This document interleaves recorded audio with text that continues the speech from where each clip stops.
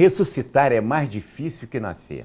Líderes políticos em todo o mundo, de várias linhas de pensamento ideológico, têm tentado fazer ressuscitar o passado como um propósito de garantir os seus objetivos e interesses políticos.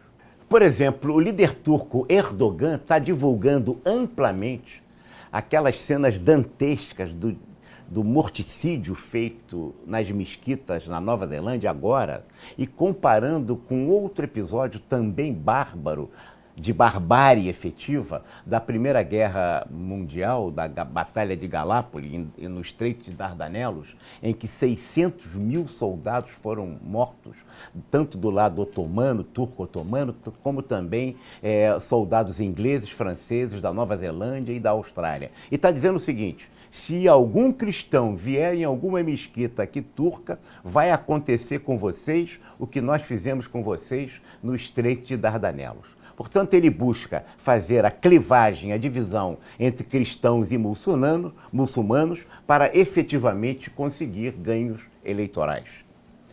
O presidente do México, de outra linha política completamente distinta, acaba de encaminhar à Espanha, vejam só, uma comunicação exigindo que o governo espanhol peça perdão aos mexicanos, aos nativos mexicanos, pelas violências feitas por Fernando Cortés, que fazem com que os índios indígenas, melhor dizendo, ainda hoje no México, estejam efetivamente em situação muito mal, com ignorância, com analfabetismo, com nível de renda. Ora, ele esquece que o México já está sob a égide da cultura europeia há 500 anos.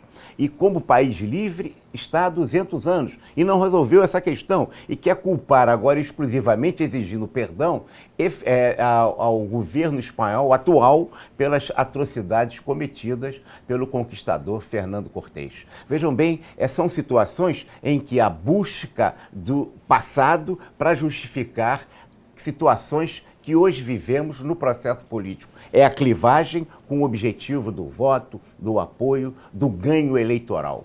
Aqui no Brasil, o presidente Jair Bolsonaro coloca lenha na fogueira e volta a discutir uma questão que já estava absolutamente superada. 31 de março, foi golpe ou foi revolução? Foi contragolpe ou foi contra-revolução? O regime militar foi ditadura ou foi uma tentativa de manter a democracia? E a clivagem do Brasil se faz voltado para o passado. Essa idealização do passado, como se ele fosse um momento absolutamente favorável, faz com que o país continue atrasado. Um país se constrói pensando no presente o que nós vamos ser no futuro.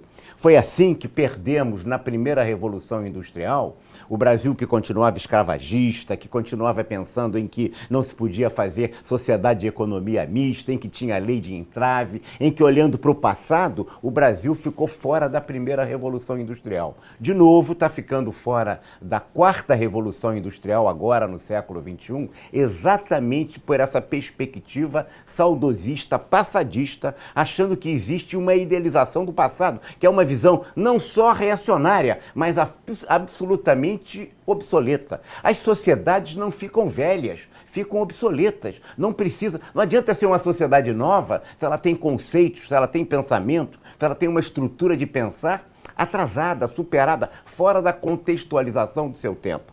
Na década de 20, o Brasil foi um dos países que mais cresceram no mundo. Vejam bem, taxas altíssimas. E aí, o que aconteceu até 73, 74, com a primeira e a segunda crise do petróleo?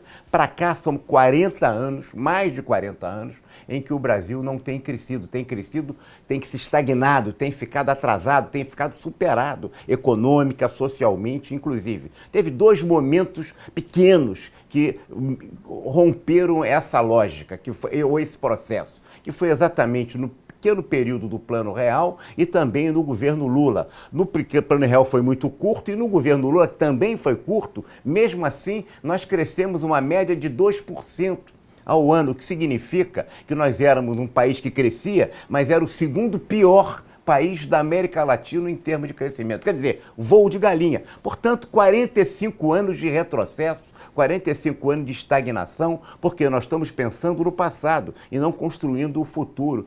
E estamos idealizando um passado e não partindo da lógica de que é preciso ver o que é visível, mas que não é visto. Essas discussões de golpe contra golpe, se foi ou não foi ditadura, quer dizer, não adianta querer no presente reescrever a história. É engraçado, a história é a história e ela deve ser contextualizada naquele momento histórico e não queremos, cada vez, dependendo da linha ideológica que tomemos, construir uma realidade que não retrata assim. Isso significa 45 anos de atraso, significa que nós podemos ficar muito mais atrasados ainda se não superarmos essa tendência de idealizar o passado como está na moda agora em todo o mundo. Portanto, a crise brasileira é uma crise de pensar.